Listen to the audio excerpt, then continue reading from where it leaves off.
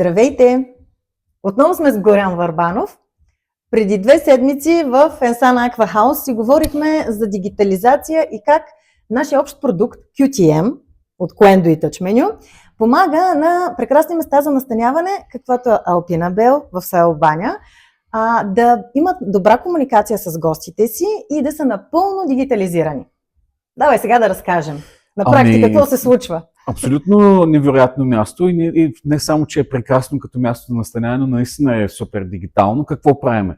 От наша гледна точка това място използва нашия канален менеджер и нашия Booking Engine, което означава, че резервациите за вилата пристигат от всички канали, с които тя работи. Booking.com, Expedia, Google Hotels и така нататък.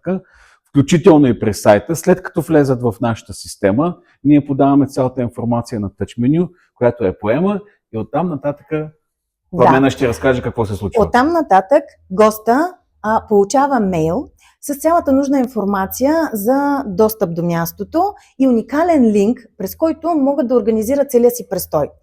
Вилата разполага с прекрасна кухня, но някой трябва да готви, а пък когато сме на почивка не обичаме това да се случва. Затова гостите могат предварително да заявят закуска, вечеря, могат да си извикат специален шеф, който да сготви на това прекрасно място.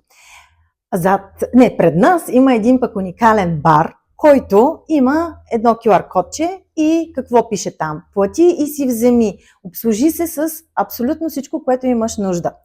Така че гостите са сами, никой не ги обезпокоява, но в същото време се чувстват много специални и 24/7 има кой да отговаря за техните нужди и желания. Това правим, ако имате места за настаняване. Искате да имате добра дигитална комуникация с вашите гости, може да се свържете с Coendo или с TouchMenu и да ви направим един прекрасен продукт. До скоро! Чао!